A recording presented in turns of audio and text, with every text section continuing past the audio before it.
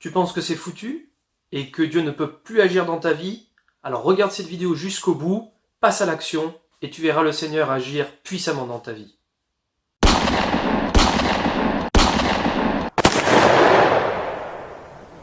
Chaque être humain est confronté un jour ou l'autre à une difficulté majeure, voire insurmontable, qui remet tout ce qu'il a appris en cause. Ces difficultés peuvent être des conflits familiaux, des difficultés financières, la perte d'un emploi, la perte d'un être cher peut-être, la solitude ou bien la maladie. Et dans ces cas-là, on pense que tout est foutu. On a beau être chrétien, avoir Dieu dans sa vie, on pense que le Seigneur ne peut pas nous venir en aide. Eh bien j'ai envie de te dire aujourd'hui que Dieu n'a pas dit le dernier mot à ton sujet. Dieu va t'aider à résoudre le problème, la difficulté par laquelle tu passes aujourd'hui. Et pour pouvoir agir efficacement, le Seigneur a besoin de ta coopération. Il a besoin que tu lui fasses pleinement confiance. Il a besoin que tu actives ta foi. Alors la foi, qu'est-ce que c'est? La foi, c'est une manière de posséder ce que l'on espère. D'accord? C'est le moyen d'être sûr des réalités que tu ne vois pas encore, être sûr que ce que tu veux va arriver. D'accord? C'est en quelque sorte croire avant de voir. Ça, c'est le principe de la foi. D'accord? Le Seigneur, dans sa parole, il est dit que la foi est la ferme assurance des choses que l'on espère, la démonstration de celles que l'on ne voit pas. Voilà, c'est croire sans douter que ce que l'on espère va arriver. C'est le principe de la foi. Mais dans une situation difficile, dans une situation éprouvante, qui nous met plus bas que terre, on peut se dire, d'accord, j'essaie d'avoir la foi, mais la foi, je l'ai perdue. La foi, je ne sais plus ce que c'est, je n'ai plus confiance en Dieu. Eh bien, j'ai une bonne nouvelle pour toi. La bonne nouvelle, c'est que la foi peut se réactiver. La foi est comme un feu, d'accord? Comme un feu ardent. Et quand il n'y a plus de feu, ou que les flammes sont vraiment très très limites, au minimum, il est possible de redémarrer, il est possible de réactiver cette flamme. Et pour réactiver cette flamme, voilà, pour réactiver cette foi, eh bien on a besoin d'entendre la parole de Dieu, on a besoin de se remettre en selle, et à ce moment-là, Dieu agira parce que la confiance va augmenter en Dieu. La foi, la confiance, la certitude va pouvoir faire que la foi va revenir et que Dieu va agir puissamment dans ta vie. Alors, pour redémarrer cette flamme, pour pouvoir provoquer cette étincelle qui va mettre le feu au bois de ton foie, je vais lire une histoire. Donc, il s'agit de l'histoire de Marthe et de Marie, qu'on retrouve dans l'évangile de Jean. Donc, c'est une histoire extraordinaire, peut-être que tu la connais déjà, mais il est dit également dans la parole que la foi vient de ce qu'on entend, et ce qu'on entend vient de la parole de Christ, vient de la parole de Dieu, suivant les traductions. Et je vais te lire l'histoire de Marthe et Marie. Je vais faire une première lecture, donc déjà ça va déjà te faire du bien, ça va te booster, et ensuite je vais relire donc le passage avec l'interprétation de cette parole, et tu vas voir que le Saint-Esprit va agir puissamment, ça va te faire un bien fou, et Dieu va agir puissamment. Fais confiance à ton Dieu. Voilà. Donc, ce récit, qui est tiré du passage de la Bible, on la trouve dans l'évangile de Jean, au chapitre 11. Donc, je te propose qu'on la lise ensemble. Si tu es prêt, on y va. Dans le village de Béthanie vivaient deux sœurs, Marthe et Marie, ainsi que leur frère Lazare. Marie était cette femme qui, après avoir répandu une huile parfumée sur les pieds du Seigneur, les lui essuya avec ses cheveux. Lazare, son frère, tomba malade. Les deux sœurs envoyèrent donc quelqu'un à Jésus pour lui faire dire « Seigneur, ton ami est malade. » Quand Jésus apprit la nouvelle, il dit « Cette maladie n'aboutira pas à la mort. Elle servira à glorifier Dieu. Elle sera une occasion pour faire apparaître la gloire du Fils de Dieu. » Or, Jésus était très attaché à Marthe, à sa sœur et à Lazare. Après avoir appris qu'il était malade, il resta encore 2 jours à l'endroit où il se trouvait. Puis il dit à ses disciples, « Retournons en Judée. »« Maître, lui dirent-ils, il n'y a pas si longtemps, ceux de la Judée voulaient te tuer à coups de pierre, et maintenant tu veux retourner là-bas ? » ?»« N'y a-t-il pas 12 heures dans une journée ? » répondit Jésus. « Si l'on marche pendant qu'il fait jour, on ne bute pas contre les obstacles, parce qu'on voit clair. Mais si l'on marche de nuit, on trébuche parce qu'il n'y a pas de lumière. » Après avoir dit cela, il ajouta, « Notre ami Lazare s'est endormi. Je vais aller le réveiller. » Sur quoi les disciples lui dirent, « Seigneur, s'il dort, il est en voie de guérison. » En fait, Jésus voulait dire que Lazare était mort. Mais les disciples avaient compris qu'il parlait du sommeil ordinaire. Alors il leur dit clairement, « Lazare est mort, et je suis heureux à cause de vous, de n'avoir pas été là-bas à ce moment-là, car cela contribuera à votre foi. Mais maintenant, allons auprès de lui. » Thomas, surnommé le jumeau, dit alors aux autres disciples, « Allons-y, nous aussi, pour mourir avec lui. » À son arrivée, Jésus apprit qu'on avait enseveli Lazare depuis 4 jours déjà. Béthanie était à moins de 3 kilomètres de Jérusalem. Aussi, beaucoup de gens étaient-ils venus chez Marthe et Marie pour leur présenter leurs condoléances à l'occasion de la mort de leur frère. Quand Marthe apprit que Jésus approchait du village, elle alla à sa rencontre. Marie, elle, resta à la maison. Marthe dit à Jésus, « Seigneur, si tu avais été ici, mon frère ne serait pas mort. Mais je sais que maintenant encore, tout ce que tu demanderas à Dieu, il te l'accordera. » « Ton frère reviendra à la vie, lui dit Jésus. « Je sais bien, répondit Marthe, qu'il reviendra à la vie au dernier jour, lors de la résurrection des morts. »« Je suis la résurrection et la vie, lui dit Jésus. Celui qui place toute sa confiance en moi vivra, même s'il meurt. Et tout homme qui vit et croit en moi ne mourra jamais. Crois-tu cela ? » ?»« Oui, Seigneur, lui répondit-elle. Je crois que tu es le Christ, le Fils de Dieu, celui qui devait venir dans le monde. » Là-dessus, elle partit appeler sa sœur Marie, et l'ayant prise à part, elle lui dit, « Le maître est là, et il te demande. » À cette nouvelle, Marie se leva précipitamment et courut vers Jésus. Il n'était pas encore entré dans le village. Il était resté à l'endroit où Marthe l'avait rencontré. Ceux qui se trouvaient dans la maison avec Marie pour la consoler, la virent se lever brusquement et sortir. Ils la suivirent, pensant qu'elle allait au tombeau pour y pleurer. Marie parvint à l'endroit où était Jésus. Dès qu'elle le vit, elle se jeta à ses pieds et lui dit, « Seigneur, si tu avais été ici, mon frère ne serait pas mort. » En la voyant pleurer, elle et ceux qui l'accompagnaient, Jésus fut profondément indigné et ému. « Où l'avez-vous enterré ? demanda-t-il. « Viens, Seigneur, lui répondirent-ils, tu verras. » Jésus pleura. Alors tous dirent, « Voyez comme il l'aimait. » Quelques-uns remarquaient, « Il a bien rendu la vue à l'aveugle. N'aurait-il pas pu empêcher que Lazare meure ?» Une fois de plus, Jésus fut profondément bouleversé. Il arriva au tombeau. C'était une grotte dont l'entrée était fermée par une pierre. « Enlevez la pierre, » dit Jésus. Marthe, la sœur du mort, dit alors, « Seigneur, il doit sentir déjà, cela fait 4 jours qu'il est là. » Jésus lui répondit, « Ne t'ai-je pas dit, si tu crois, tu verras la gloire de Dieu ?» On ôta donc la pierre. Alors Jésus, tournant son regard vers le ciel, dit, « Père, tu as exaucé ma prière et je t'en remercie. Pour moi, je sais que tu m'exauces toujours. Mais si je parle ainsi, c'est pour que tous ceux qui m'entourent croient que c'est toi qui m'as envoyé. » Cela dit, il cria d'une voix forte, « Lazare, sors de là !» Et voici que le mort sortit du tombeau. Il avait les pieds et les mains entourés de bandes de lin, le visage recouvert d'un linge. Jésus dit à ceux qui étaient là, « Déliez-le de ces bandes et laissez-le aller. » C'est la fin du passage.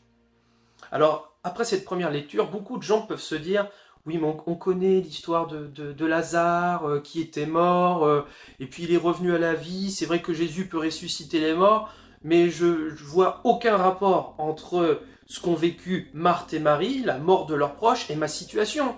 Moi, je suis dans une situation financière catastrophique. Je vis très mal dans mon couple, avec mes enfants. J'ai perdu mon emploi. J'ai une grave maladie. Je ne vois pas le rapport.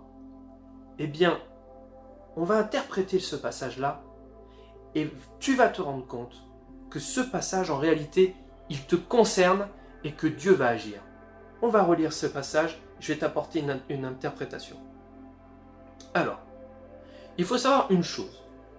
C'est que Marthe et Marie vivaient dans le village de Béthanie. Le village de Béthanie, tel qu'il est connu au temps de la Bible, en Judée, il était situé à 3 km de Jérusalem. D'accord ? 3 km. Sauf que Jésus, lui, il était situé dans un autre village qui était au-delà du Jourdain. C'était l'endroit où Jean baptisait. Et cet endroit-là, il était approximativement à 2 jours de marche. Environ 2 jours de marche, un peu plus, ça dépendait. 2 jours de marche. Je tiens à te rappeler ce contexte-là, d'accord ? Jésus était situé à 2 jours de marche parce qu'on avait tenté de le mettre à mort. Donc, il est parti 2 jours plus loin, d'accord ? Donc, il n'était pas tout près. Il risquait pas de venir tout près. Voilà, donc je relis. Dans le village de Béthanie vivaient 2 sœurs, ainsi que leur frère Lazare. Marie était cette femme qui avait répandu une huile parfumée sur les pieds du Seigneur et qui les avait essuyés avec ses cheveux. Donc Lazare, son frère, tomba malade. Donc voilà. Donc la situation commence là. Marthe et Marie vivaient dans le village de Béthanie et le frère Lazare tombe malade. Les 2 sœurs envoyèrent donc quelqu'un à Jésus pour lui faire dire « Seigneur, ton ami est malade ». Donc c'est très intelligent. Étant donné qu'il est situé loin, que Jésus est situé loin, les 2 sœurs envoient quelqu'un pour aller voir Jésus. Alors, il faut savoir, Lazare n'est pas encore mort là, hein. Il est bien malade. Donc, ils envoient quelqu'un voir Jésus, probablement pour le guérir. D'accord ? Quand Jésus apprit la nouvelle, il dit « Cette maladie n'aboutira pas à la mort, elle servira à glorifier Dieu, elle sera une occasion pour faire apparaître la gloire du Fils de Dieu. » Donc déjà, Jésus savait exactement ce qui allait se passer. Il a bien précisé, il a bien dit, lorsque il a appris la nouvelle, que la maladie n'allait pas aboutir à la mort, mais qu'au contraire, elle allait servir à la gloire de Dieu. Donc c'est bien, il sait déjà ce qui va se passer. Lazare ne va pas mourir, Jésus en est certain. Et comme il est indiqué, Jésus était très attaché à Marthe, à sa sœur et à Lazare. Après avoir appris qu'il était malade, il resta encore 2 jours à l'endroit où il se trouvait. Donc c'est quand même énorme. C'est-à-dire que Jésus sait précisément que Lazare ne va pas mourir, mais pourtant il est malade.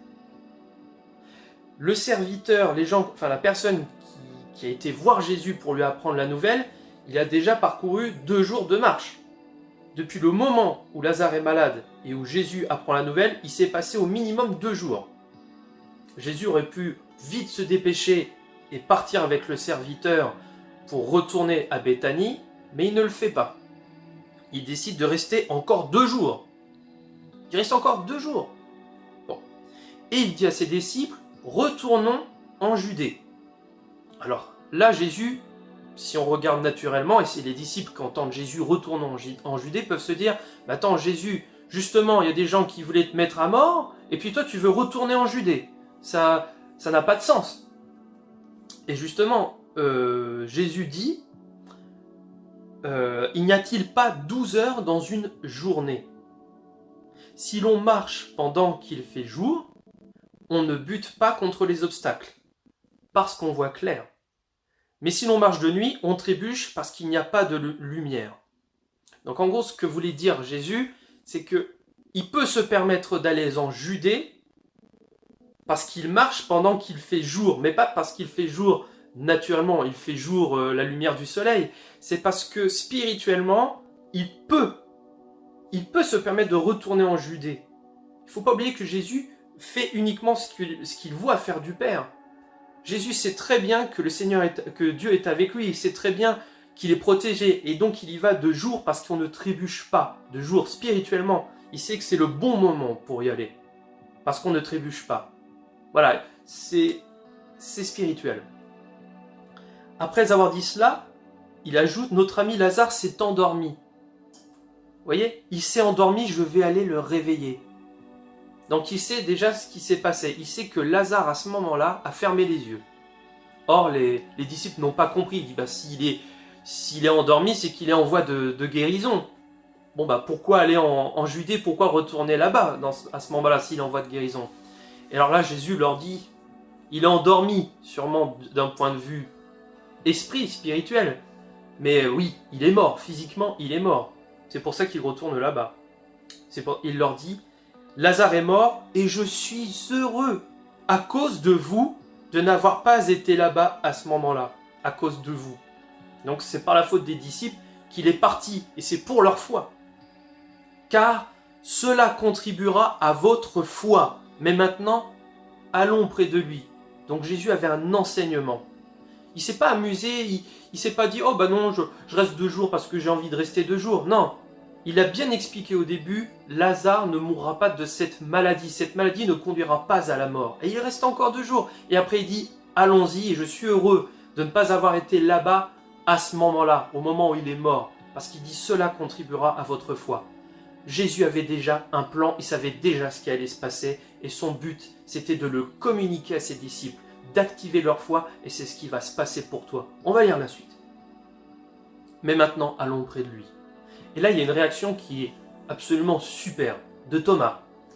Thomas, surnommé le jumeau, dit alors aux autres disciples, « Allons-y, nous aussi, pour mourir avec lui. » Donc pour mourir avec Jésus. Allons-y, nous aussi, pour mourir avec lui. Voilà, parce que dans la tête de Thomas, Jésus qui quitte la Judée à ce moment-là et qui revient, il prend un risque et il risque d'aller à la mort. Alors Judas, il veut montrer... pas Judas, mais Thomas, il veut montrer que lui aussi, il a la foi, mais il se trompe de combat, il se trompe de foi. Il a la foi en disant bah, on va le suivre jusqu'au bout. Et puis, bah, si Jésus doit mourir lui aussi, eh bien, on va mourir avec lui. Voilà, donc c'est plus de la fidélité, mais il n'a pas compris le message de Jésus. Voilà, il a l'esprit encore troublé, c'est un bébé spirituel, bon, on peut le comprendre. Et des fois, beaucoup de gens comme ça se disent « Ah oui, on prend au premier degré ce qui se passe, et puis, oui, bah, quitte à tout perdre, quitte à mourir, bah, allez, on y va, on l'accompagne. » Bon, c'est un symbole de loyauté, de fidélité, mais c'est pas ça qui réglera le problème. À son arrivée, Jésus apprit qu'on avait enseveli Lazare depuis 4 jours déjà. Donc il est dans le tombeau depuis 4 jours. Donc on imagine déjà qu'il y a eu un processus de thanatomorphose, et donc le corps s'est dégradé. Mais c'est pas grave, Jésus il a déjà un plan lui. Et Béthanie était à moins de 3 km de Jérusalem, aussi beaucoup de gens étaient venus chez Marthe et Marie. Donc ça voilà, il y avait beaucoup de monde qui passait, il y avait beaucoup de passages. D'accord? Et là, on va voir 2 réactions. Face à une situation, face à un problème, et là c'est la mort de Lazare. C'est-à-dire que c'est foutu. Humainement, on pense que c'est foutu. Eh bien, les sœurs ne vont pas avoir la même réaction. Et dans notre cas, lorsqu'on vit une situation difficile, on peut avoir différentes situations, et on va les voir tout de suite. Quand Marthe apprit que Jésus approchait du village, elle alla à sa rencontre. Bon, déjà, elle fait l'effort d'aller à la rencontre de Jésus. Donc elle s'approche, que ce soit d'un point de vue physique comme d'un point de vue spirituel. Elle s'approche de Jésus. Mais Marie, elle, donc sa sœur, elle reste à la maison. Les 2 sœurs ont appris que Jésus arrivait, sauf qu'il y en a une, Marthe, qui va à sa rencontre, et il y a Marie qui décide de rester à la maison, qui décide de rester, d'un point de vue symbolique, elle reste au même endroit, elle reste en elle reste avec ses propres forces. La maison, c'est le symbole de l'intimité, c'est le symbole de l'environnement, du confort, de ce qui protège, et elle décide de rester là, de ne pas aller vers Jésus. Mais Marthe y va.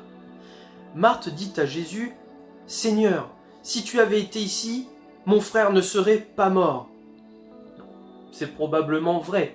C'est-à-dire que Marthe avait confiance en Jésus, Marthe avait vu les miracles que Jésus avait accomplis, elle en a pris connaissance. Et c'est pour ça qu'elle dit Jésus, elle ne comprend pas pourquoi Jésus est resté là-bas. Si tu avais été là, mon frère serait vivant, il ne serait pas mort. Mais je sais que maintenant encore, tout ce que tu demanderas à Dieu, il te l'accordera. Elle commence à avoir la foi. À ce moment, elle dit « mais ». C'est-à-dire que si tu avais été là, il serait passé ça. Et des fois, on pense ça dans notre situation. « Ah, si Jésus, si Seigneur, Dieu, tu avais été là à ce moment-là, il ne me serait pas arrivé tel problème. » mais j'ai un peu de foi, j'ai un peu de confiance, mais je sais que tout ce que Dieu, comme Marthe, que tout ce que Dieu, tu demanderas à Dieu, Dieu te l'accordera. C'est bien, c'est déjà un début de foi. Jésus, le voyant, lui dit, ton frère reviendra à la vie. Alors c'est énorme. C'est-à-dire que on dit voilà, j'ai confiance en toi, et là, Dieu il confirme ça en disant, ton frère, Lazare donc, reviendra à la vie. C'est la promesse, c'est l'affirmation de Jésus. Et c'est pareil pour vous, c'est pareil pour moi. C'est l'affirmation de Jésus pour notre vie. Ta situation, elle n'est pas foutue. D'accord? Voilà ce que veut dire Jésus. Alors Marthe, sur le moment, elle dit, je sais bien, je sais qu'il reviendra à la vie au dernier jour. Donc là, il reviendra à la vie à la fin. Je veux dire, quand on, lors des derniers temps, je veux dire, quand nous serons ressuscités avec les vivants, etc. Voilà ce qu'elle croit. Elle dit, voilà, je sais qu'il reviendra au dernier jour, lors de la résurrection des morts. Et là, Jésus lui dit, je suis la résurrection et la vie. Jésus lui dit, je suis la résurrection et la vie. Vivant. Oh, celui qui place toute sa confiance en moi vivra, même s'il meurt. Et tout homme qui vit et croit en moi ne mourra jamais. Crois-tu cela? Donc là, Jésus lui confirme. Il lui confirme, oui, à la résurrection, voilà, on va revenir à la vie, c'est certain, voilà. Mais il lui dit également, je suis, parce qu'il était présent à ce moment-là, je suis la résurrection et la vie. Celui qui place toute sa confiance en moi vivra même s'il était mort. Donc on comprend, ça c'est la résurrection. Crois-tu en cela? Voilà, celui qui vit en moi, il ne mourra jamais. Crois-tu en cela? Alors Marc lui répond, oui Seigneur, je crois que tu es le Christ, le Fils de Dieu, celui qui devait venir dans le monde. Et lorsqu'elle a dit ça, elle dit oui, elle confirme, mais bon, ça va pas l'aider. Sur le moment, elle pense que c'est pas forcément que ça va l'aider, mais ça lui a fait du bien. Et aussitôt, qu'est-ce qu'elle fait?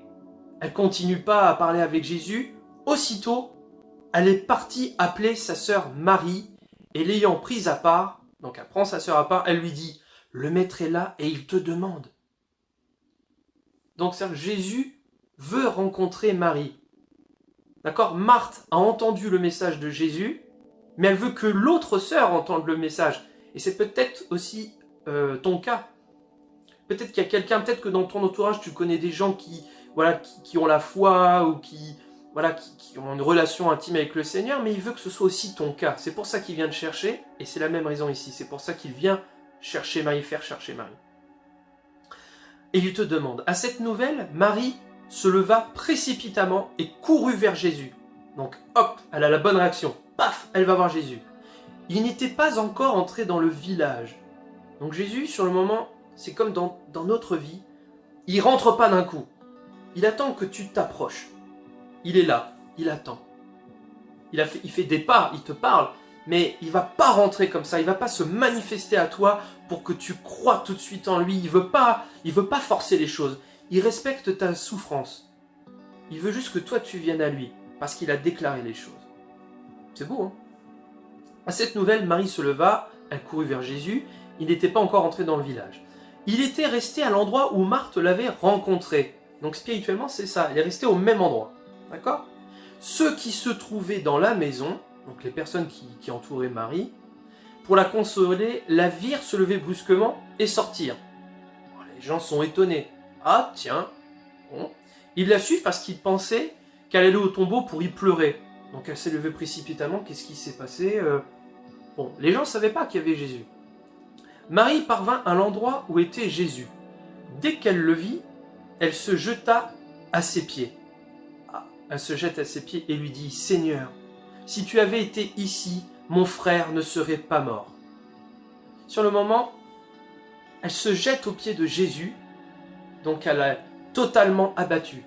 Elle est totalement désespérée et abattue, mais elle utilise les mêmes mots que Marthe. « Si tu avais été ici. » Donc Marthe et Marie ont la même réflexion, mais elles n'ont pas la même manière de s'adresser à Jésus. Il y en a une qui questionne, qui a encore un peu de confiance, et il y a l'autre qui qui fait c'est presque un reproche. Ah, si tu avais été là, qui est complètement désespéré. Ça peut se comprendre. Donc elle dit, donc je reprends ma lecture. Seigneur, si tu avais été ici, mon frère ne serait pas mort. En la voyant pleurer, elle et ceux qui l'accompagnaient, Jésus fut profondément indigné et ému. Alors quand on voit, Jésus a une réaction qui peut paraître étonnante. Elle voit Marie, auquel il est très attaché, et il est ému en la voyant pleurer, mais en même temps il est indigné. Indigné. Ça dépend des traductions, mais voilà, dans le cœur de Jésus, il pleure parce qu'il voit le manque de foi de Marie. Rappelez-vous, Jésus a fait beaucoup de miracles. Marie en a pris connaissance, elle a probablement vu des choses. Et pourtant là, c'est désespéré et Jésus le voit. Jésus voit son manque de foi à ce moment-là et alors il est pris quand même de compassion, mais en même temps il est indigné de l'avoir comme ça, comme pour dire mais c'est pas possible, c'est pas possible. On va poursuivre. Et là Jésus pose une question à ça. Il dit, où l'avez-vous enterré? Donc il reste pas à s'apitoyer sur son sort, il reste pas là, il cherche pas vraiment à la consoler. Aussitôt, il est tellement indigné qu'il veut montrer justement le miracle, il veut montrer les choses. Il dit, où l'avez-vous enterré? Viens Seigneur, lui répondirent-ils, et tu verras. Donc les gens autour lui disent, bah viens, on va te montrer la situation. Jésus pleura. Et là Jésus pleure. Il pleure. Et d'ailleurs Jésus pleura, c'est le verset le plus court de la Bible. Jésus pleura. Alors les gens voient, ils remarquent, ils disent, voyez comme il l'aimait. Quelques-uns remarquaient, il a bien rendu la vue à l'aveugle. N'aurait-il pas pu empêcher que Lazare meure? Et là c'est pareil, la réaction des gens, elle est totalement... C'est différent. Il y en a qui disent, oh, voilà, qui voient, regardez le cœur de Jésus, vous voyez comme il l'aimait. Puis il y en a d'autres qui murmurent en eux-mêmes, qui se disent, il a bien rendu la vue à l'aveugle. Il ne pouvait pas empêcher que Lazare meure. Ça peut être une réaction aussi. C'est du reproche. Il a fait ça, mais il aurait pu faire ça. Et quand il entend ça, voilà, Jésus, une fois de plus, fut profondément bouleversé. Ça remue dans son cœur. Il se passe beaucoup de choses là. Jésus, il entend ça, il y a une situation qui est vraiment compliquée. Et les gens n'ont pas foi en lui. Les gens sont en train de faire des reproches. Les gens ont un manque de foi terrible. Alors Jésus arrive au tombeau. C'était une grotte, donc le tombeau, une grotte dont l'entrée était fermée par une pierre. Et là, qu'est-ce que fait Jésus? Il donne des ordres. C'est de l'impératif. Enlevez la pierre. Donc il proclame, enlevez la pierre. Mais Marthe, la sœur du mort, dit alors, Seigneur, il doit sentir déjà. Cela fait 4 jours qu'il est là. Donc Marthe, qui avait repris confiance, qui dit oui, je crois que tu es le Christ, le Fils de Dieu qui devait venir, paf, il y a le doute qui revient. Le doute revient. C'est pour ça, il y a le raisonnement naturel. Attends, c'est foutu, je veux dire, tu donnes l'ordre, enfin c'est pas ce qui est marqué, mais c'est l'interprétation. Tu donnes l'ordre d'enlever la pierre, alors que ça fait 4 jours et il sent déjà. Il doit sentir déjà, il doit déjà sentir. Voilà, il doit déjà sentir. Comme, voilà, il y a la réaction naturelle. C'est-à-dire peut-être que dans ta vie, comme dans la mienne, Dieu va te dire, tu as tel problème, commence pas à faire ça. Il va te donner un conseil, un ordre, fais ça dans ta vie. Et toi, quand tu reçois ça dans ton cœur, ou lorsque tu as la parole d'un frère, d'une sœur, d'un serviteur de Dieu, tu peux dire, mais non, c'est pas logique, ce n'est pas logique, je vais pas le faire. Et donc tu commences à douter de l'action de Dieu dans ta vie. Et pourtant, ça va passer par ce premier pas de foi. Et ce premier pas de foi peut commencer par une action. Il va falloir peut-être faire quelque chose. D'accord? C'est pour ça qu'il dit enlever la pierre. Et là, il y a le doute qui commence à s'installer dans Marthe. Sur quoi Jésus lui répond, ne t'ai-je pas dit, si tu crois, tu verras la gloire de Dieu? Donc Jésus, il est sympa, il lui rappelle, ne t'ai-je pas dit, c'était il y a quoi? Il y a peut-être quelques minutes, ne t'ai-je pas dit, si tu crois, tu verras la gloire de Dieu? Il lui rappelle la foi, la confiance que doit avoir Marthe en lui. Et là, à ce moment-là, il n'attend pas la réaction de Marthe. Il lui rappelle. Et là, il donne un ordre. Et là, on ôte la pierre. Alors Jésus, tournant son regard vers le ciel, dit « Père », donc il dit exactement ce qu'il est et comment fonctionnent les choses. « Père, tu as exaucé ma prière et je t'en remercie. Pour moi, je sais que tu m'exauces toujours. Mais si je parle ainsi, c'est pour que tous ceux qui m'entourent croient que c'est toi qui m'as envoyé. » Voilà, il rappelle sa mission. Il démontre sa foi, il démontre le principe divin et en même temps sa nature divine. Voilà, il dit « je te remercie ». Donc, c'est pas encore fait. Pas encore, on ne le voit pas encore. C'est là la foi. Il croit, il explique comment ça fonctionne. On ne le voit pas encore, Lazare n'est pas encore sorti. Et il dit « Père, tu as exaucé ma prière. » Les autres ne le voient pas encore. Et il dit « Père, tu as exaucé ma prière et je t'en remercie. » Quelle confiance de Jésus, quelle démonstration de foi. C'est un enseignement vraiment profond. Voilà, tu as exaucé ma prière et je t'en remercie. Ah, quelle action de grâce. Et il explique, pour moi, je sais que tu m'exauces toujours. C'est le mot toujours. Il n'y a pas de doute, il n'y a pas de condition. C'est tu m'exauces toujours. Mais si je parle ainsi, c'est pas pour faire c'est pas pour montrer, regarde mon niveau de foi Jésus. Non, c'est pour montrer que tu m'as envoyé. C'est ce qu'il dit. Si je parle ainsi, c'est pour que tous ceux qui m'entourent croient que c'est toi qui m'as envoyé.